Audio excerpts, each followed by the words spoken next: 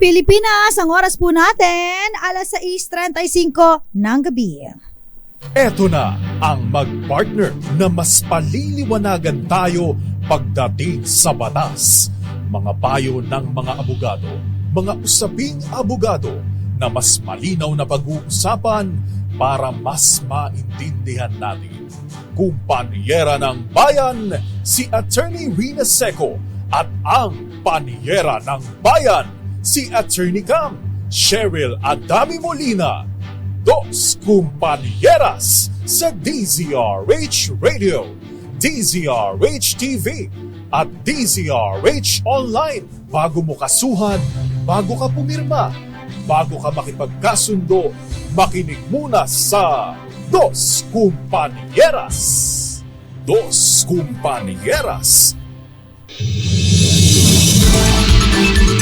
Magandang gabi po Luzon, Visayas and Mindanao. Welcome po sa ating programang DZRH Dos Kumpanieras, kung saan kami po ang inyong makakapiling ngayong gabi. Ako po si Attorney Cam. Ako naman po, Attorney Rina Seco. Tuloy-tuloy sa pagbabalita. Tuloy-tuloy sa serbisyo. Sama-sama tayo, Pilipino. Magandang gabi sa iyo, Panyera. Magandang gabi sa iyo, Attorney Cam. Malamig na gabi. Oo.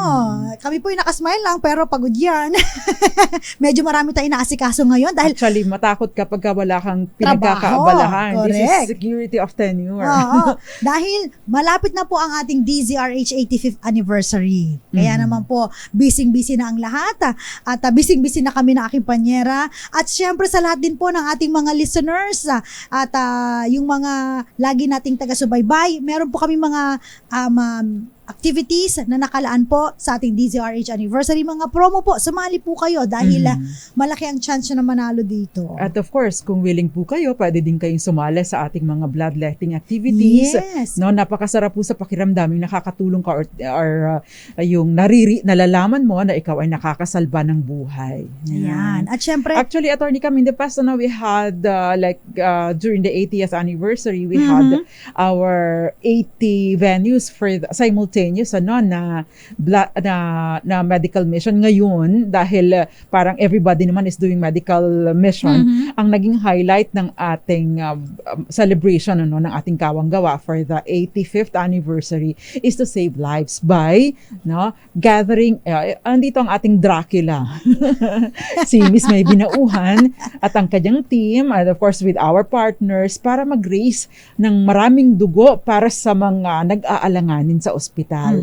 So yun po yung naging task natin today, this year, para din po mas maging meaningful, Attorney Cam, because kahit sino pwedeng mag-conduct ng medical mission, pero ibang level ang pagbibigay ng dugo sa ating mga nag-aagaw buhay sa mga pagamutan. if I may, ito po yung ating list of activities sa ating medical mission dahil nalalapit na po ito. July 6 po, Saturday, 7 a.m. to 2 p.m. dyan po sa may Police Provincial Office Camp Pasiana Rizal, Santa Cruz, Laguna. Ang partner po natin, of course, ang Lung Center of the Philippines.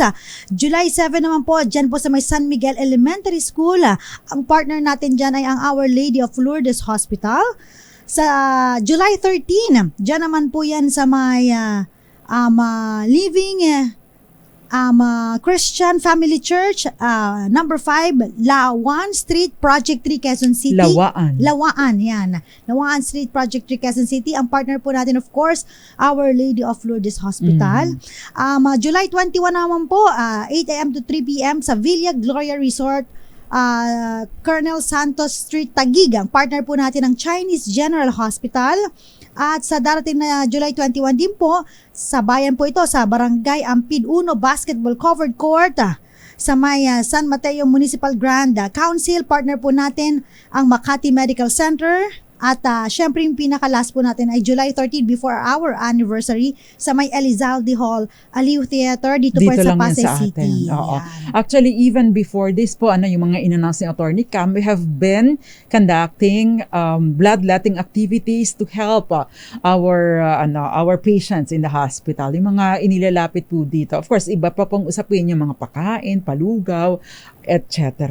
Yan. Kaya naman po, kayo po sana'y Sali at no? Tsaka yung makisama. mga ka-birthday po ha, iniba na po natin ang rules sa ating DZRH ka-birthday promo dahil wine-welcome na po natin sino mang nagbe-birthday ng July 15. Ipadala lamang po ang inyong birth certificate at picture ng your recent picture na nag-i-indicate na kung kailan ito kinuha, no?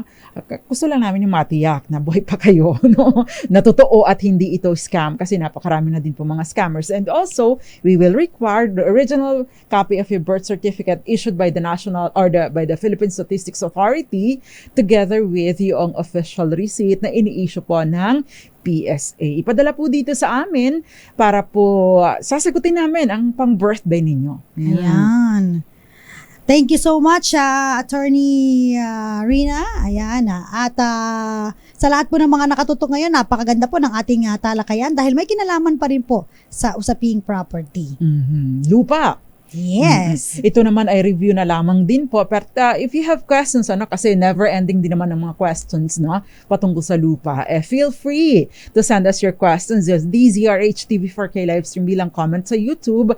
At syempre sa 0919-2826-485. Again, that's 0919-2826-485. And syempre sa ating mga social media platforms. Yun. Sa ating DZRH anong tawag ng attorney? DZRH News Digital Facebook page. Yes. At ating DZRH Dos Compañeras Facebook page. Gayon din sa ating, DZRH News Television Facebook page. Ayan. At syempre yung ating DZRH TV4K live stream.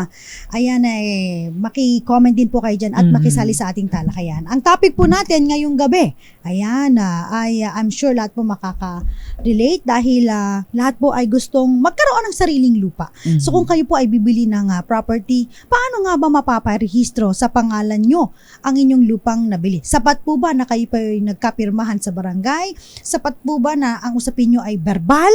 Sapat po ba na deposit slip lamang po ang inyong ipapakita para masabing nabili nyo at dapat ilipat na sa inyo ang anong bang dokumento ang kakailanganin ninyo para po mailagay sa inyo ang titulo or mapatituluhan ninyo ang property. Yan. At syempre pag pinag-uusapan po ang property sa mga gustong magkaroon ng kahit ano lang panyera, no, lupa, bahay, condominium, ayan. Nag-uumpisa tayo nag-iipon tayo ng pera, tapos pagkatas mag-ipon ng pera, titingin sa mga pwedeng sa mga financing institution, yung iba marketplace panyera kung saan nagse-search, kung saan tayo po pwedeng makabili ng property. Minsan naman kakilala lang, uy, may binibenta akong property, o kaya kapitbahay mo lang, baka gusto mong marami kasing bilhin. mga agent na din ngayon, Yes. You only mas maganda po na talagang kakilala ninyo either yung seller o yung agent nito, no, at mapapagkatiwalaan at huwag po kayong basta papatos, nakita nyo lang sa marketplace, oy mura ito, oy wala daw down payment, oy ganito lang daw ang babayaran. Huwag po ninyong basta-basta papatusin, because napakarami po ang mga manloloko ngayon. At kung pinag-uusapan po ang mga requirements, mga papeles, ano po ba ang inyong mga dapat alalahanin at dapat gawin, ano? Syempre, unang-una kung kayo po ay first-time buyer. Yan. Kasi pag ikaw ay ilang beses nang bumibili, nagba-buy and sell ka ng property, kasi may mga ganito panyera, buy and sell ng property, alam mo na yung mga tedious works o mga papers na kailangan i-submit. So, sa mga first time po, i-share nyo po itong ating live stream para naman po makatulong tayo sa mga first timer na bibili ng mga property. Actually, na-discuss na rin po namin ito before, pero gusto lamang po natin na balikan, no, para sa mga kababayan natin na nanonood ngayon, tsaka kaka-tune in lang sa DK, sa Dos Compañeras. Dos Compañeras. Okay, pag sinabi pong bentahan ng lupa, ano po ba ang unang pinaka main document na kailangan natin? Syempre, panyera, nandyan ang Deed of Absolute Sale. Yun pong Deed of Absolute Sale at Deed of Sale ay iisa lamang po ang ibig sabihin nito. So pareho lang po itong dokumento na napapatungkol sa consummation ng ating bentahan. Anong ibig sabihin nito? Na nagkabentahan na kayo, nagkabayaran na kayo. At ang next act would be pag-aasikaso na para sa titulo.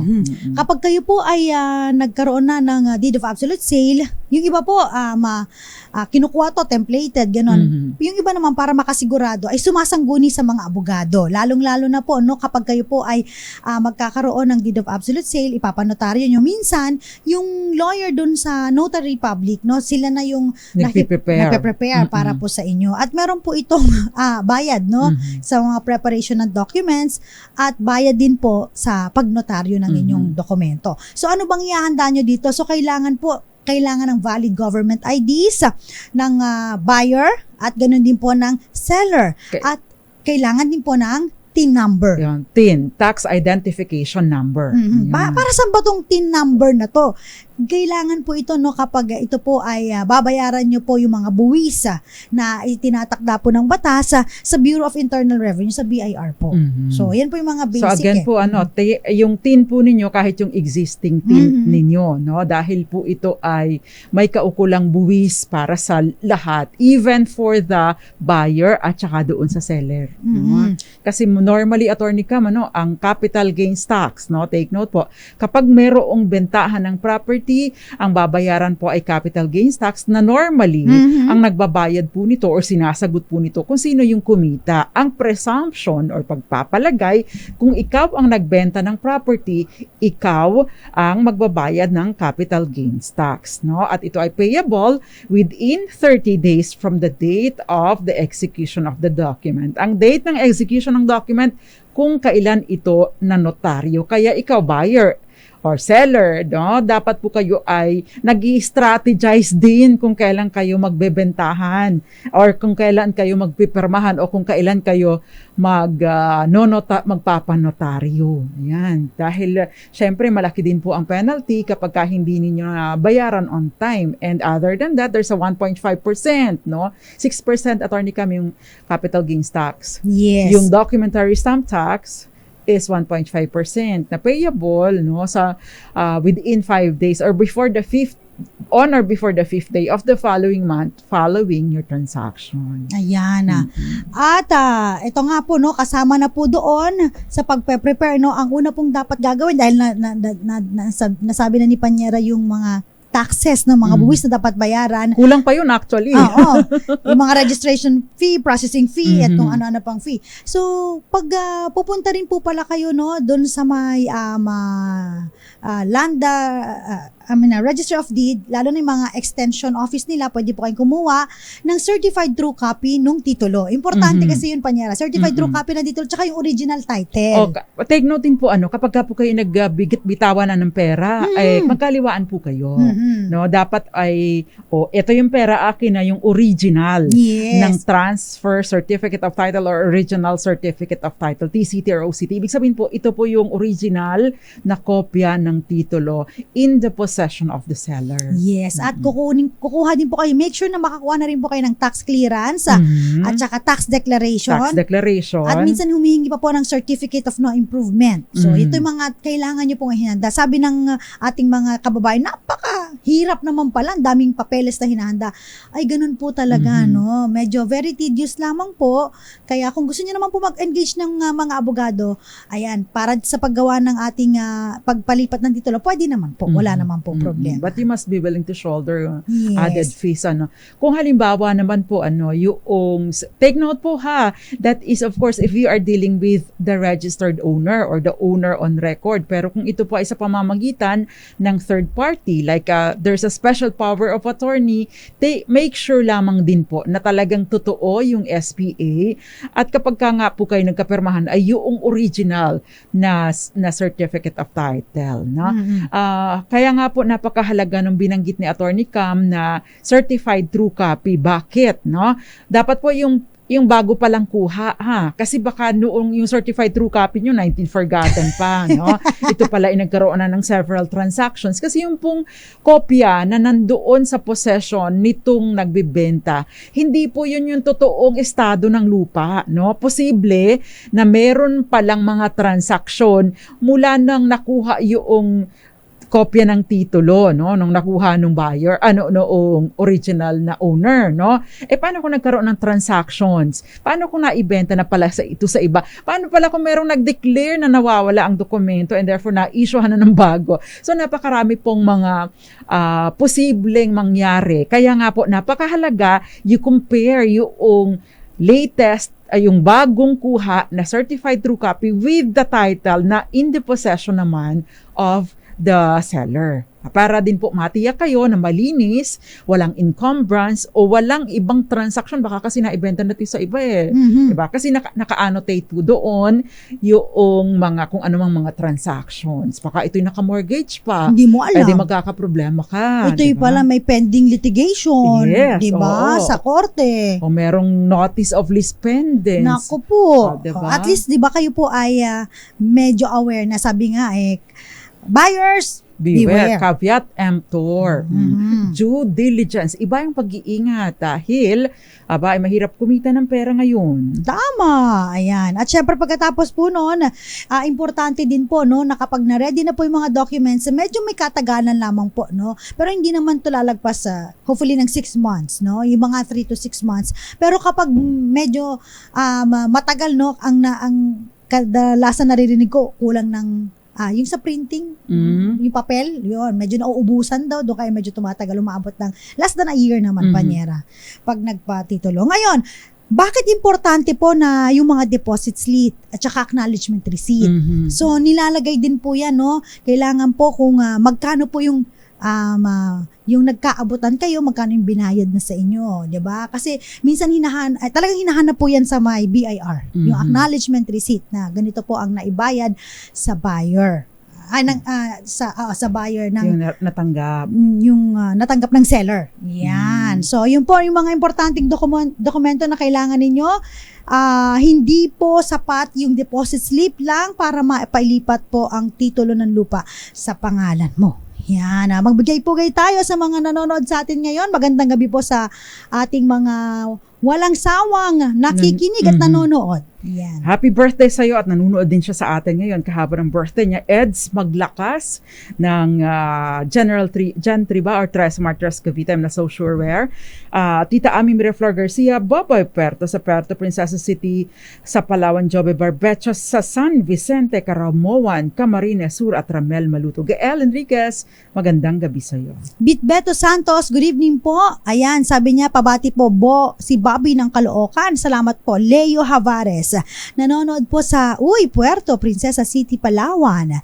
Victorino Duran from Las Piñas. Si Jerry Magaysay, lagi nanonood sa atin yan. Marilyn Ostonal, sabi niya, good evening, dos kumpañeras. Silent listener niyo po ako. Ngayon lang po ako nakakomment. Magandang gabi. Siyempre, magandang gabi din sa'yo, Miss Charo Abraham, get well soon. Marilu Mabale, Jason Valencia, Mike Abbas, Rudy Val Palma, Violeta Montecalvo Sembrano, and Mike Abbas.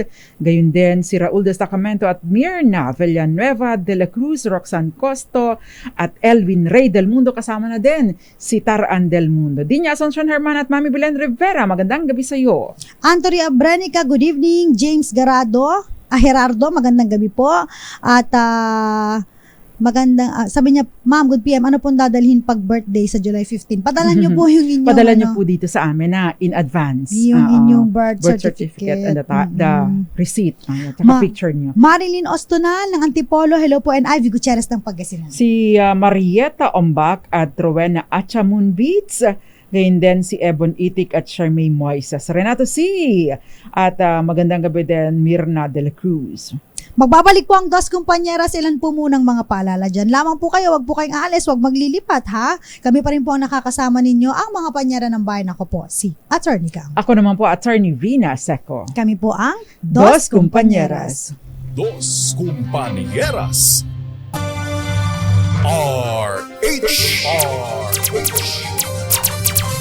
Dos Compañeras, DZRH 85th Anniversary Countdown. Narinig mo na ba ang malaking balita na muling uukit sa kasaysayan? Ang tinig ng asul, pula at dilaw. Dahil malapit na ang engrandeng pagdiriwang ng kauna-unahang radyo sa Pilipinas sa panibagong yugto ng ating himpilan, sama-sama nating balikan ang makasaysayang legasiya ng DZRH sa puso ng bawat pamilyang Pilipino. 11 araw na lang at muli tayong magsasama-sama sa 85 sa isang adhikain, iisang tungkulin. Sama-sama tayo, Pilipino. Una sa Pilipinas, una sa Pilipino. Napakabilis pa ng araw. 11 araw na lang, Panyera. Happy 85th anniversary. Ayan. At syempre, kasama rin natin sa pagdiriwang ang ating mga correspondents sa ating sa mga iba't ibang probinsya. Iba't ibang lalawigan. Dito po magtitipon po sa may dito sa amin, aming himpilan. Actually, simple lang ang ating celebration, pero this year it will be more meaningful because it's geared towards giving, pagpapahaba, pagdudugtong buhay sa ating mga tagapakinig na nangangailangan ng dugo. Ayan. Attorney Cam, let's proceed. Eto, teka lang. Ang ganda ng background natin. Eto na yung ating pagpapatuloy ng talakayan tungkol sa bentahan ng lupa. Dos Compañeras. May question po dito. Ayan na. Sapat na po ba ang bentahan kung meron kayong pinirmahan na kasunduan sa barangay? Ito pero very talaga ito, very basic na lagi na lang po kapag halimbawa nagbebentahan, nagpipirmahan sa harap ni kapitan o kaya doon po sa barangay. Okay, bagamat valid po ang kasunduan dahil maaaring pwedeng witness si barangay captain o kaya siya po ay kasama doon sa pipirma doon sa inyong kasunduan, hindi po ito sapat na dahilan upang maipalipat po ang inyong ang title po ng real property sa inyong pangalan dahil po again ayon po sa ating property registration decree, kailangan po nasa dokumento na pampubliko ang inyong kasunduan. So ibig sabihin kailangan po itong manotarize. Registrable document. Ang registrable document po is a notarized deed of sale. Ibig pong sabihin, sa isang legitimate na notary public at the same time, yun pong mga parties ay nag-appear before the notary public. Take note lamang po, kasi may mga pagkakataon, attorney Cam, sige, dalhin na lang natin yan. Ako na bahala dito magpanotaryo.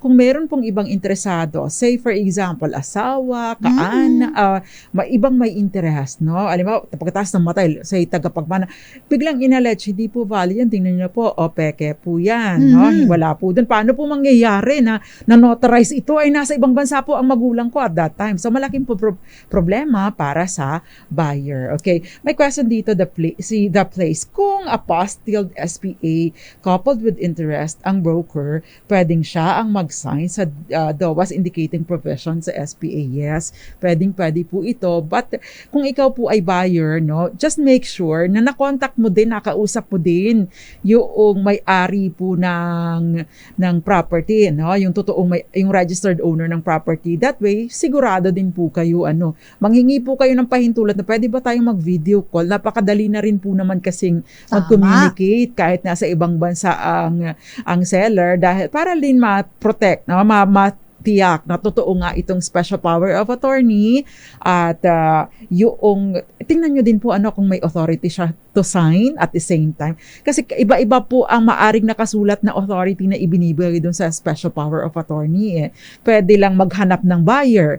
Yung iba pwede lang kumbaga ay pumirma. Paano kung how about the payment? Diba? Pati yung provision po yung stipulation po as to payment dapat naka-indicating doon. Yes. May question po dito, ano naman po ba ang importansya ng titulo ng lupa o yung certificate of title?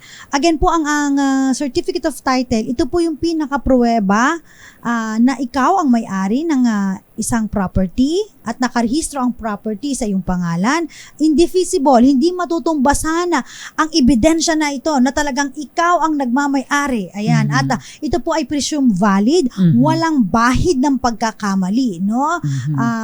Unless na lamang pumapatunayan na nagkaroon po ng fraud o pandaraya, panluloko upang ma-secure po yung mga binanggit namin kanina na mga dokumento na kailangan po na isinasabit natin sa ating Registry of Deed o kaya po sa Bureau of Internal Revenue. Meron pong mga hocus-pocus doon, pwede pong mawala, no, ma-invalidate yung inyong certificate of title. By the way, kapag po pinag-usapan yung pagpapatitulo, iba-iba po kasi. Meron pong pagpapalipat lamang ng titulo, ibig sabihin meron titled ang property, ibig sabihin registered ang property. Although may pagkakataon po may nagbebenta or bumibili tayo ng property na ang tanging katibayan ng pagmamay-ari ay maaring tax declaration, no? So, ibig sabihin, unregistered ang property. Iba po ang proseso kapag po kayo pa ang magpaparehistro ng property for the very first time, because if the property is unregistered, no? Meron pong specific na procedure, hindi kagaya nito na pagpapalipat na lamang. Kasi more on, ang tinatalakay po natin ngayon is pagpapalipat ng titulo sa pangalan nitong buyer, no? Kung first time registration po, meron po tayong confirmation of imperfect title, meron din po tayong judicial titling. So depende po sa inyong mga diskarte. But of course, kailangan po kapag ganon mas comprehensive ang magiging talakyan for that. But we have previous episodes on that na pwede po ninyong balikan sa DZRH Dos Compañeras dahil available naman po ito mga previous discussions natin. Ayan, may question. Thank you, Panyera. Sabi dito, lahat po ba ng lupa sa Pilipinas ay pwedeng iparehistro? Ayan, sa pribadong may-ari. Okay. Unfortunately, hindi po, no? Dahil po, meron pong mga nakareserba po, no? Like for example, yung mga forest reserves, yan, hindi po pwedeng iparehistro yan. Yung mga mineral lands, bawal forest forest timberland, land, yan, bawal po yan. Military reservation. Yes. Yan. So, hindi po napaparehistro sa actually, Attorney Cama, nasa 52% pa ang public land or unregistered, no? Ibig sabihin, estado pa din ang nagmamayari. And only 48% so far ang registered in favor of private individual. So malaki pa rin po ang mga lupain dito sa Pilipinas. It's just that concentrated po yung pagmamay-ari sa mga syudad, sa mga populated areas. Pero yung iba kasi hindi mo pa rin mapaparegister because tawag doon, bahagi pa din ng forest land or timberland. No? You should get, pag bibili po kayo ng mga unregistered land, you should get, kasi yung iba occupied na dapat makakuha po kayo ng A&D certification, alienable and disposable ang property. Kasi kung hindi po ito alienable and disposable, hindi po ninyo ito mapaparehistro sa inyong pangalan. Kahit pa mag-apply kayo, hindi rin po ma-approve. You will have to get an A&D certification from the DENR. Yes. Ano pang question? Si Len Heron, valid po ba unilateral DOAS? Kung hindi, valid, bakit po hindi? Ano yung unilateral? Ibig sabihin, isa lang nakapirma? Ibig sabihin, wala po kasing deed of absolute sale na unilateral na isang partido lang, no? Ibig sabihin ng unilateral, no? Isang partido lang. Wala pong ganun. Kanino ka bumibili? No? Kailangan po kasi it's dalawahan po lagi kapag ka may bentahan, no? Yung buyer at saka yung seller. Ibig sabihin, pareho po sila. Makikita dapat doon sa deed of sale. Kung halimbawang isa lang po ang pumirma doon, wala po talaga kayong makikitang malinaw na transaksyon ng bentahan or wala kayong malinaw na pruweba ng inyong transaksyon. Kaya napakahalaga po ng notarized deed of sale. Yan, para maging registrable ang inyong document or para maiparehistro niyo or maipilipat ninyo sa inyong pangalan ang inyong dokumento. May nag-comment naman dito, sabi niya, magandang gabi po mga Panyera. Ako po ay merong AFAM at balak niya pong bumili sana ng property, lupa dito po sa may amin. Kaso nga lang po, hindi po kami pinayagan dun po sa nagnonotaryo. Bakit po ba bawal ang mga foreigner or AFAM na magmay-ari ng property? especially lupa dito sa Pilipinas. Okay, again po no, yung ating ang ating lupa sa Pilipinas, ang kailangan po na magmamay-ari lamang po ay individual 100% of course Filipino citizen, and yung korporasyon po no na tinalaga na 60% or majority of the owners no, or shareholders po ng corporation ay ang may-ari po or hawak po ng Filipino citizen. Kasi po kung papayagan po natin ang mga foreigner na magmay-ari ng lupa sa Pilipinas, darating po ang panahon no, baka tayong mga Pilipino ay hindi na po magkaroon ng sariling lupa. So yun po yung parang wisdom ng ating batas.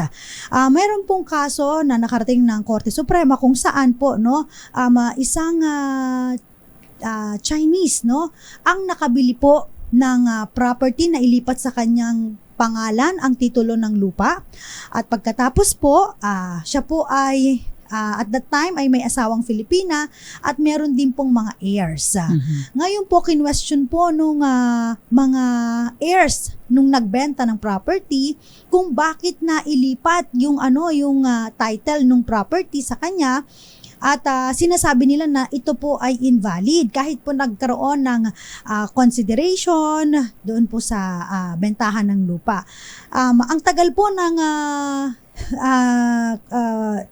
tinagal nitong kaso na ito kung saan po namatay na po yung may-ari no, syempre mga ninuno no, heirs na lang po natitira, na isalin na po ito yung possession ng lupa at saka yung property doon po sa mga Pinoy, na anak. So ang sabi po ng Korte Suprema ay hindi na po natin mai-invalidate, moot and academic na yung diskusyon kasi nga po hawak na po ng Pilipino yung pagmamay-ari pa rin po ng property. So, yun lang po yung sinasabi ng Korte Suprema, na dapat po ang nagmamay-ari, ang nagpo-possess ng ating nagmamay-ari ng ating lupain ay mga Pilipino. Meron pong question dito si Benz Thomas. Sabi niyo, good evening po attorneys. Nakabili kami ng nakaregister na po sa spouses A and B. May nag-iisa silang anak. Nauna namatay ang nanay, nag-asawa ulit ang tatay, wala silang anak ng second wife. Ngayon po patay na po ang mga magulang noong nag-iisang anak.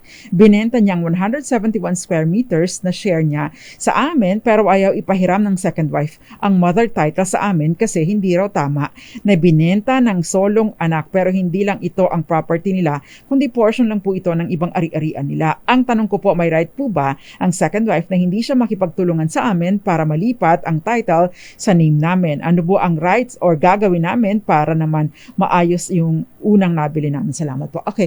The very first thing is that kung ito po ay pagmamayari ng original, yung mag-asawa, the spouses, no? Pagkatapos ay namatay yung nanay, dapat po unang-una ay nagkaroon po ng settlement of estate, no? Unang-unang hiningi po dapat ninyo asan ang settlement of estate, dahil po noong namatay, no, yung nanay, dapat po ay nagkaroon ng settlement of estate si tatay at saka si tatay at saka si anak doon sa property na naiwan ni nanay, kasi magkakaroon po riyan ng paghihiwalay ng mga exclusive property ni tatay at ni nanay, dahil yung share po ni nanay doon sa property na ito sa kanilang conjugal assets or conjugal properties, yun po ang nagiging subject ng manahan. Ngayon, kung nag-asawa po si tatay, dahil hindi naman po nakapagsettle ng estate, totally dapat ito ay total separation of property ang iiral sa kanila, dahil pinoprotektahan po, no, ng batas ng family code yung karapatan ng mga legitimate na tagapagmana doon sa unang asawa. Now, hindi ko kulang-kulang din naman yung impormasyon ninyo, pero these two things ay napakahalaga po. Sunod, kung halimbawa po nagkaroon na ng bentahan, unang pwede nyong gawin is ipa-annotate po ninyo yung naging bentahan sa pagitan ninyo, yung naging bentahan sa pagitan ng anak at saka noong ninyo, no? Ipa-register po ninyo yung sale. That way, no, kung itatransact ng sino man sa kanila yung property, meron na pong warning, meron na po agad notice na, oy, ito, nabili na ito ni Attorney Cam, huwag nyo nang bilhin pa, no? Di ba? Sunod po, Kung halimbawa po na hindi ibibigay, no, kung sino man o iniipit ang titulo, pwede po kayong dumulog sa korte for specific performance para isurrender yung kopya ng title at magamit ninyo or maipahiram sa inyo para magamit ninyo sa pagpapalipat ng titulo ng property sa ilalim ng inyong pangalan. By the way, no, kapag ka po kayo nagbayad ng buwis, ay meron pong tinatawag na e-car. Kasi dati car lang di ba? Yes. E-car na ngayon, Electronic Certificate Authorizing Registration.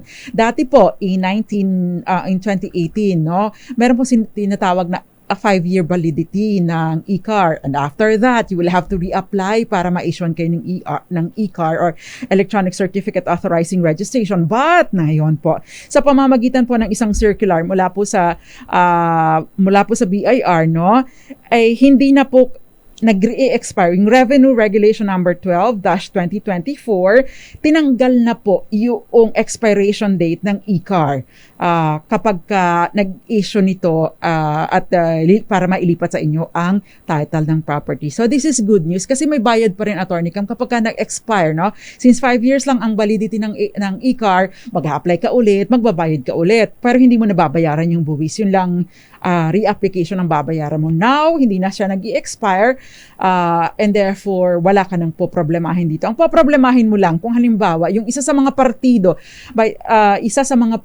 po ay, halimbawa, si seller ay namatay, no? Tapos hindi nyo pa napapalipat sa inyong pangalan ng property, kakailanganin po ng, ng affidavit confirming the sale. Anong ibig sabihin nito? Kailangan po ng titistigo o magsasalaysay, no? Mag-i-issue ng sinumpaang salaysay, kamag-anak or somebody na merong knowledge of the sale. Ang pinaka-pinapaboran po ay yung mga anak o tagapagmana ng namatay na seller na nagsasabi, ako, si Rina Seco, anak ako ni ganito, tapos kinukumpirma ko na naibenta na nga, no, ang property na ito ng aking mga magulang kay buyer na ganito, noong ganito, at meron itong consideration na kinukumpirma ko din na natanggap na ng aking mga magulang ang purchase price dito sa bentahan na ito. Magiging problema po ito kung hindi magpa-participate or mag-cooperate yung mga tagapagmana ng namatay na seller. Yan. Importante po ito. Kaya, again, highlighting the fact na kailangan po ninyong iparehistro kaagad ang title ng property sa inyong pangalan. Ibig sabihin, ipalipat kaagad ang title ng property. Ayan. Kung kayo po ay kinakabahan dahil, again po, once na manotarize yan, doon po kasi tinitignan, no, yung date, no, kung kailan po babayaran po ang mga taxes. Yan. Siyempre, yung mga buwis, kaakibat na buwis, pag-documentary stamp tax, every 1.5 before the 5th of the 5th or before the 5th of the following the month following the transaction. Yes, so importante yan, no, kundi may mga penalty yan. Ivy Gutierrez, Zoraida Faljorina ng Pampanga, magandang gabi. Ria Soto, and ganoon din po kay Ryan Makapagal, nanonood sa may Barangay San Juan, Concepcion, Tarlaca. James Gerardo, ayan, and Romel Kayabyab. Ay, oo nga pala, sabi niya, ano po yung malakas question? Ay, may nagabang pala. Ang ating malakas question, sorry naman, true or false? Sapat na ba ang deposit slip para mailipat ang titulo ng lupa sa pangalan mo? Is it true or is it sapat false? Na? Okay. O kasi parang nakatanong ko pa. Anyway, sige. True or false, sapat na. Sige, patuloy ito. Sapat na ang deposit slip para mailipat ang titulo ng lupa sa pangalan mo. Yan. Magbabalik po ang Dos Compañeras. Ilan po munang mga paalala. Sumisenyas na ang ating mga technicians. Kasama pa rin po ang mga panyera ng bayan. Ako po si Attorney Cam. Ako naman po, Attorney Rina Seco. Kami po ang Dos Compañeras. Dos Compañeras. Oras po natin, alas 7:18 ng gabi. Thursday pa lang pala, panyera. Akala ko Friday na. Naghahabang na ng happy weekend. Ayan. Pero sa lahat ng mga nakikinig ngayon, uy, Thursday pa lang po. Ayan. Huwag niyong madaliin. Dadating at dadating din yan. Kasi gusto nang mag-weekend Kung gusto niyo laging weekend, mag-resign. Eto na. O mag-retire. Ayun. Discussion natin before we pause for commercial na tinatalakay pa rin po natin. Unahan ko na si Attorney Cam dahil nagkakalkal ka pa dyan. Oo nga namimili na ako ng winner. Pasensya na. Okay. Habang naghahanap ka ng mananalo tonight, yung question natin kasi pagpapatito titulo. Ito po hindi talaga pagpapatitulo ang tinatalakay natin, pagpapalipat ng titulo sa pangalan ng buyer. No? Napakahalaga po ng mga dokumento na binanggit na ni Attorney Cam, at syempre napakahalaga din po noong time frame na sinasabi. Ano ang pwedeng gawin para malipat ang titulo ng property kung nawawala po ang kopya ng deed of sale? Ayan, yan ang laking problema. Nako. No? I hope na ito pong deed of sale ninyo ay duly notarized. Bakit? Kasi kung ito po ay notaryado na at ng legit na abogado or notary public, pwede po kayong manghingi ng extrang kopya dahil meron pong meron pong kopya nito na iniiwan, no, doon sa notary public. Pwede po kayong manghihingi ng certified true copy ng kopya ng titulo ng property, at ito rin po ay available. Meron kasing yung clerk of court, Attorney Cam, meron din silang nagsasabi ng kopya dito. So maganda po kung talagang legit ang inyong notary public at huwag kayong pupunta doon sa fly-by-night. No? Ayan. Ito, may question dito. Ang kapatid ko po ay nagtatrabaho abroad. Bumili po siya ng property. At ang ginawa niya po ay hinayaan niya po muna na ang aming panganay ang magstay dun sa kanyang property dahil nga po nasa abroad siya. Ngayon po, yung kapatid po namin ang nagbabayad ng taxes, amilyar po, dun po sa property. Lately, nalaman po ng aking kapatid na nai-transfer po ang titulo sa pangalan ng kapatid namin. Ano po ang gagawin namin? Ayan. Ito mahirap, no, kapag ang nagkakaroon ng sigalot ay ang magkakapatid. Pinaka-the best po ay punta po kayo sa Registry of Deeds kung saan po nakarehistro ang property, no, kung saan po located, of course. At i-verify po ninyo kung paano po na transfer sa pangalan ng kapatid ninyo yung property. So, hanapin nyo po yung deed of conveyance. Ano po ba to? May deed of donation ba? Deed of Matitrace sale? nyo po yung mga documents na Yes. nagamit. Meron pong, kumbaga ay, even the history of the property, machi-check po ninyo doon. Yes. At kung halimbawang nagkaroon po ng pandaraya, ginaya po ang pirma, yung crime po ng falsification of document ay maaaring makumit. Ano po? At ipinagbabawal po yan. So, yun po ang dapat nyo gawin. Double check yung property kung paano nailipat. Yung deed of conveyance. Yan. Okay. Attorneys, ito po question ni Marlene. Attorneys, question lang po, mapapalipat pa po ba ang title ng lupang nabili namin kung halimbawa po namatay na ang nagbenta sa amin? Okay. Somehow related dun sa previous question. Sino ba yung nagtanong nito? Yung medyo mahaba-haba ang question. Okay. Ito po importante. Meron po kayong deed of sale, no? I hopefully notarized na po itong deed of sale na ito kasi hindi na po ninyo mapapanotarize ang deed of sale kung namatay na po ang isa sa mga partido, no? Otherwise, kung namatay na po, you will have to approach the heirs, no? At yung pong heirs ang mag-i-execute ng dokumento, no? Parang palalabasin ninyo bago na lang kayong nagkabentahan, in which case, no? Kung sila na po ang magpipirma sa deed of sale, magkakaroon po muna ng settlement of estate, mapapalaki po ang gastusin ninyo. At I don't think na basta-basta papayag itong mga heirs na ito na pirma na lang ng pirma because manghihingi yan at manghihingi ng konsiderasyon. Ngayon, kung duly notarized naman po ang document ninyo, pwede na po kayong mag-process na ng pagpapalipat ng titulo. Pero, syempre, following yung pagbabayad ng capital gains tax, ng documentary stamp tax and other transfer taxes, at syempre ito po ay may mga penalties lalo na kung may kalaunan na yung inyong transaksyon. Yun. At may question pa dito. Ito po. Pwede bang makuha ng iba ang property mo po kung hindi po naparehistro ang inyong property? Nako, ito na Yung asawa ng iba nakukuha pa yung property pa kaya. May marriage contract na yan. Ito po, no, kapag sa kaso naman po ng double sale, pinagbentahan, kapag ipinagbenta kasalaula property. yung seller. Ano ba tawag yung gahaman, Gusto pang kumita, gusto mong loko. Yes. No? So kung sino po, kung naibenta po ito sa innocent purchaser from buyer in good faith, ano po, medyo tagilid po kayo doon. Lalo na kapag nauna siyang magparehistro ng sale. No? Yes. By the way, kung kayo po ang buyer, at wala pa kayong pera pang patransfer ng property sa inyong pangalan, pwede po ninyong iparehistro yung bentahan. Yes, pa-annotate niyo po. Pa-annotate po ninyo yung bentahan doon sa Register of Deeds. Doon sa kopya nila, ilalagay po ito doon sa likod ng kopya ng title, in the possession of the Register of Deeds. Kasi, di ba, dalawa po ang kopya ng titulo, no? Isa nandun sa possession ng may-ari, yung isa nandun sa Register of Deeds. Kasi yung nandun sa possession ng may-ari, hindi yan isusurrender basta-basta, lalo na kung sa laula. Pero kung yung poong, yung bentahan po ninyo, iparehistro po ninyo, kasi doon po magre-reflect yung totoong kondisyon, sitwasyon o pagmamay-ari ng property. Yun. So, doon po sa Register of Deeds. Not necessarily transfer kagad sa inyong pangalan. Yes. Maraming salamat, Panyera. Eto na ang DZRH Mas Malakas promo online. Sagutin lamang ang tanong ng ating announcer sa live Facebook page ng DZRH at instant meron 500 pesos na premyo. Ready? Makinig mabuti. Eto na!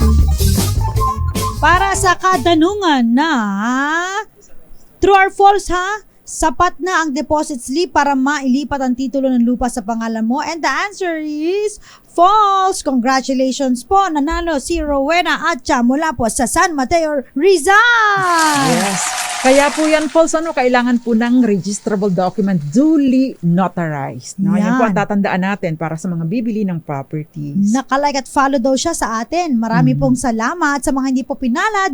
Mahaba-haba pa to. James Gerardo, magandang gabi sa Narciso del Rosario, Ramal Cayabyab. James Gerardo, saan daw ipapadala yung dito po sa amin sa DZRH, MBC Building, V. Soto Street, CCP Complex, Pasay City. Parang Ray na lang aliwan eh. Saan ka? Pasay City! Ang taas eh. Magandang gabi din po sa mga taga Concepcion, Tarlac, kay Ryan Macapagal. At speaking of Macapagal, at Judge Cheryl Alomio Macapagal sa Masinloc, Zambales, magandang gabi sa inyo. Maraming salamat sa pagtutok. Nakasama niyo po ang mga banyera ng bayan. Ako po, si Attorney Ka. Ako naman po, Attorney Rina Seco. Tuloy-tuloy sa pagbabalita. Tuloy-tuloy sa serbisyo. Sama-sama tayo, Pilipino. Dos Compañeras.